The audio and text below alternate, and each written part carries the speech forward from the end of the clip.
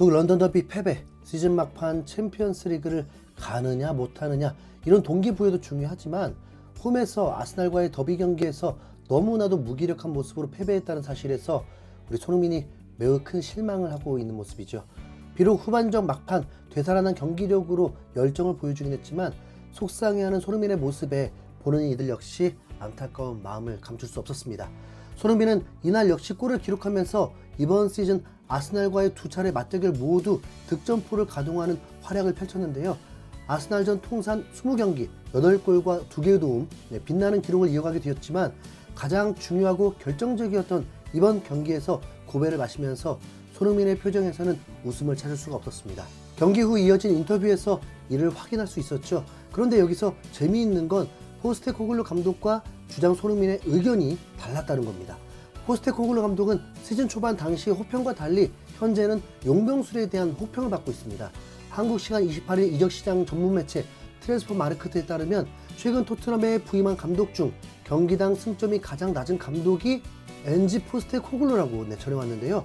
포체티노부터 현재 포스테코글루까지 총 5명의 감독을 소개했는데 3개월 남짓 감독직을 수행한 누누 산투 감독을 제외하고는 포스테코글루 감독의 승률이 가장 낮았습니다.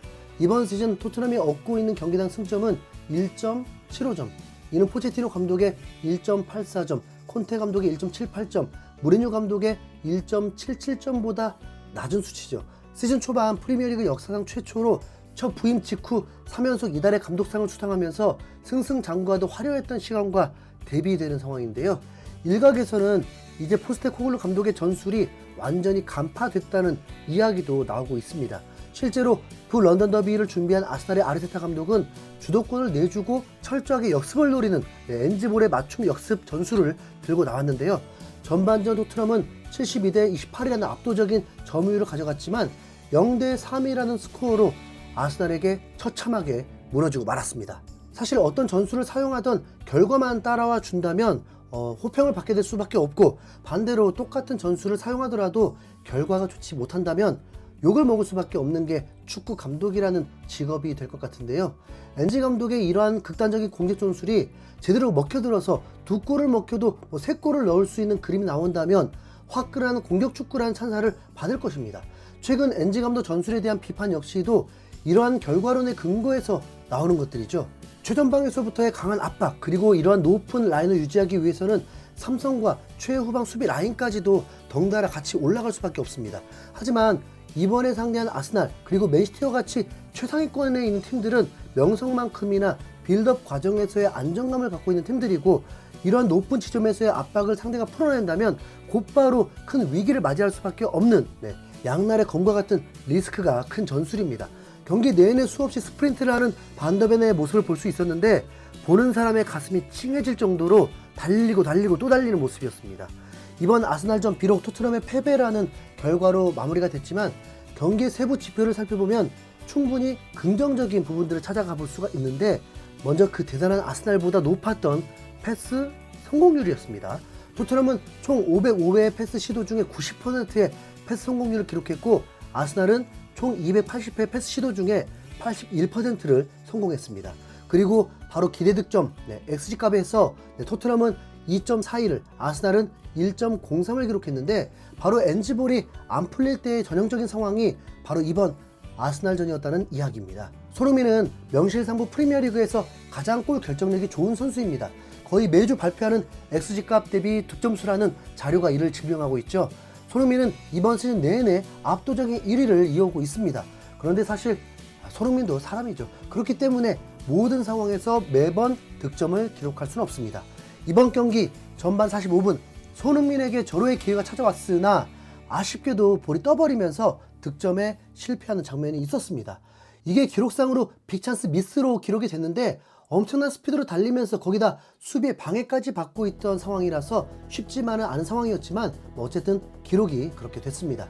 공격에 많은 무게중심을 놓는 만큼 넣을 때 넣어준다면 엔지볼이 원하는 방향대로 원활하게 경기가 풀어나가겠지만, 적절한 시점에 골이 들어가지 않는다면 엄청난 체력 소모와 높은 라인으로 인해서 상대의 카운터 어택에 고전할 수밖에 없죠. 비록 이번 북런던 더비는 토트넘이 원하는 흐름대로 흘러가지 못하면서 아쉬운 패배를 당했지만 앞으로의 토트넘이라는 기준으로 생각해 보면 기대감을 갖게 하기에는 충분한 세부 지표들입니다. 당연히 뭐 더 큰 단점들도 있지만요.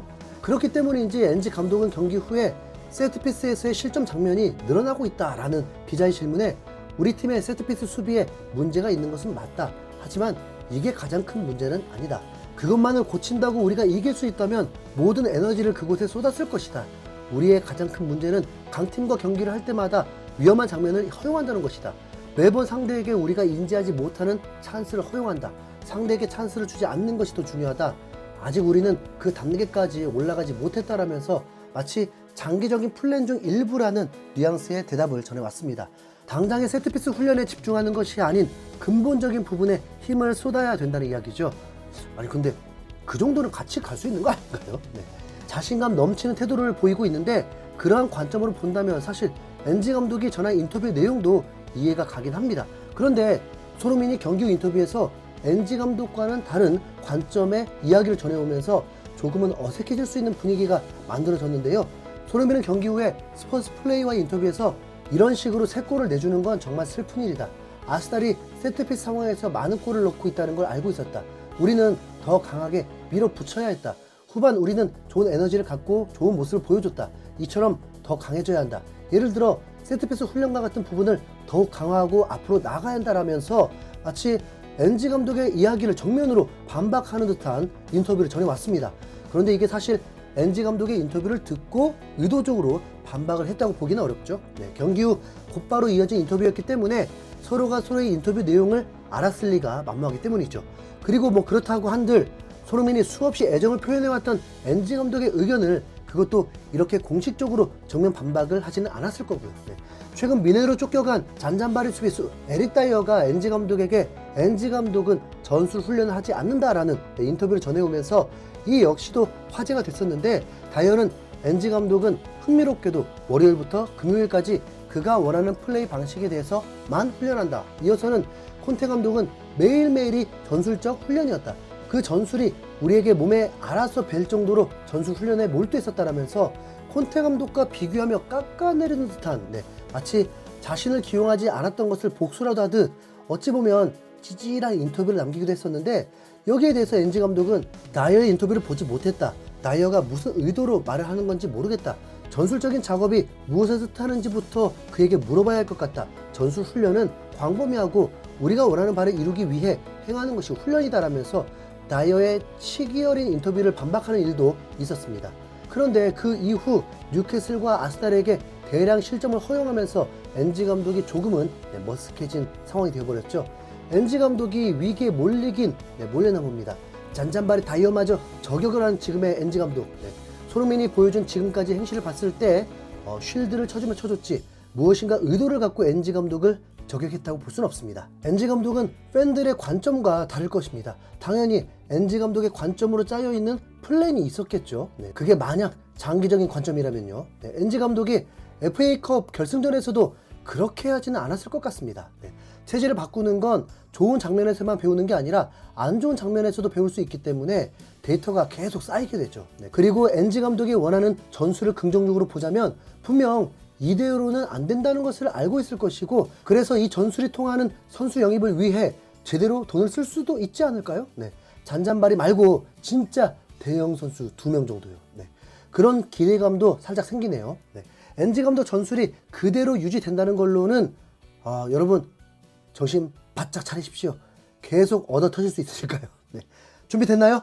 다음 경기는 첼시전입니다. 금요일 새벽 경기인데요. 분풀이 제대로 했으면 좋겠습니다. 이상 흰수염고래였습니다. 감사합니다.